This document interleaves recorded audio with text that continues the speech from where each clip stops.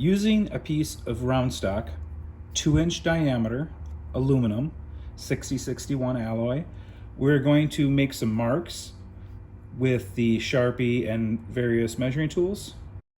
I'm going to be cutting this on the bandsaw.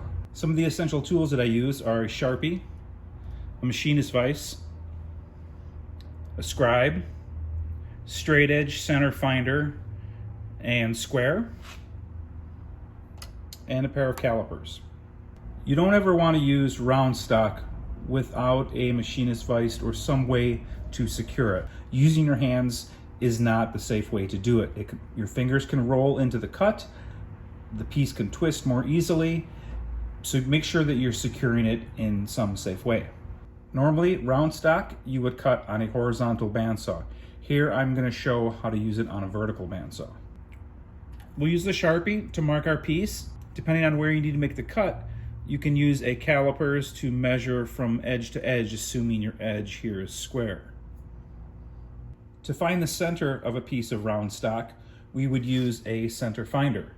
It is a straight edge with this V-shaped mechanism that can move up and down, and this cradles onto the edge of the round stock, and this will find your center. You'll do that a couple times to find a couple cross marks. I usually do 1, 2, and a third one, and where those lines cross, that will be the center of your stock.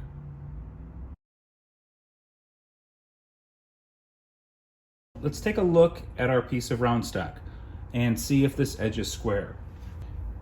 I'm going to take this machinist square and go every 90 degrees or so and check to see if that is square here and here. I don't want any gaps in between here. I checked this earlier and this edge is actually very square. The other side, on the other hand, is pretty bad. It's very crooked and it was cut with a vertical bandsaw that wasn't quite lined up, or it was cut too fast, making the blade wander. So let's take a look at this edge and see if it's square.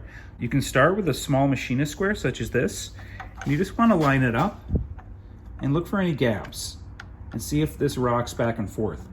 This edge and this edge both sit very flat on both surfaces, meaning that this is pretty square. Don't trust one edge because it might be a crooked cut.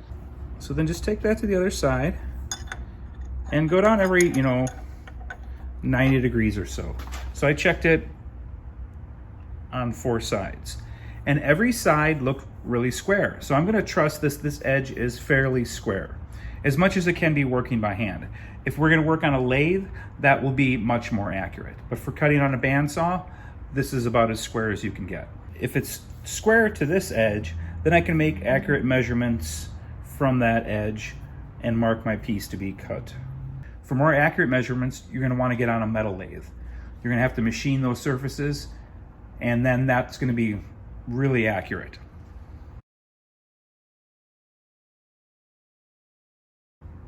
Now I would like to find the center of my round stock.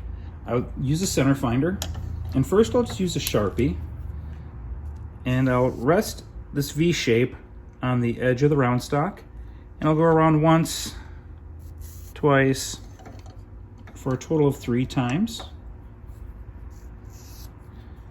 And where that crosses should be your center.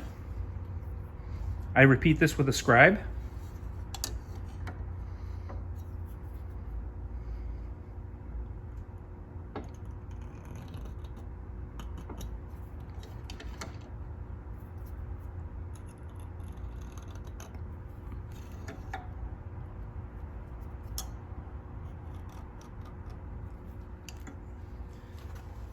I put the Sharpie down first and then repeat with a scribe so that I can get a cleaner look. I can see that aluminum shine through the black a lot easier than I can just see the aluminum on the aluminum, especially when the lines go in the same direction as the cut lines. So now we've addressed how to find the center of our round stock. Let's look at how we can measure along the round stock.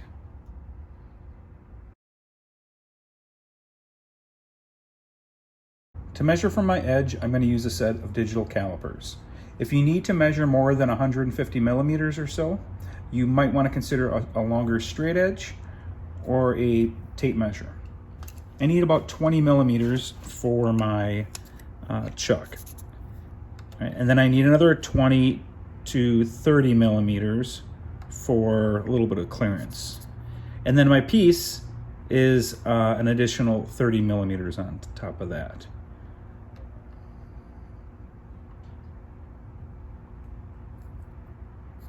So approximately like that. So I'm gonna, double check my measurements.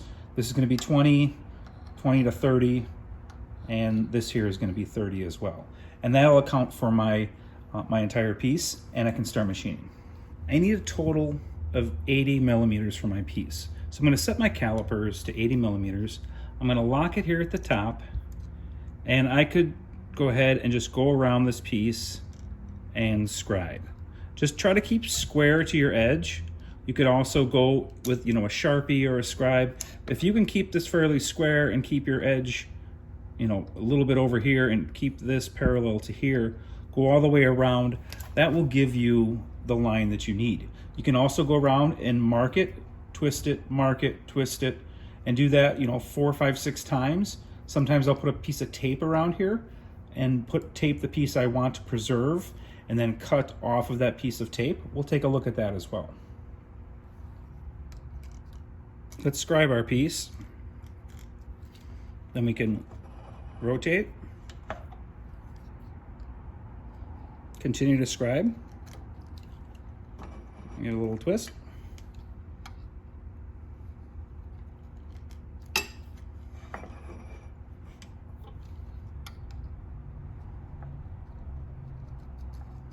Oop, little slip there. That's all right, we'll catch that. Come back to that line. That's a pretty accurate line. As I mentioned, we can do that with a Sharpie as well, or even a piece of tape.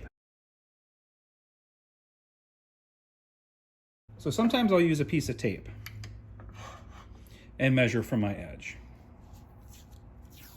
This helps me visualize, and if I need to, it can also help protect my edge. So I'll start, I'll get one marked, and then I'll kind of check for the measurement. Loosen my piece of aluminum.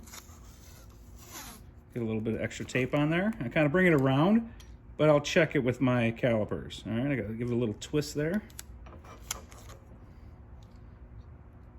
Starting to get a little off track, so I kind of want to bring that back over. That looks good. If you're off by just a tiny bit, let's get that. It's not going to make a huge difference if you're in the middle of your cut, because your blade's not going to just suddenly twist to make that little bit of a difference. If you want, you can lie another piece of tape on top of that to correct for that, but that's going to be at the very end of my cut, or maybe even at the very bottom of my cut where I won't see it.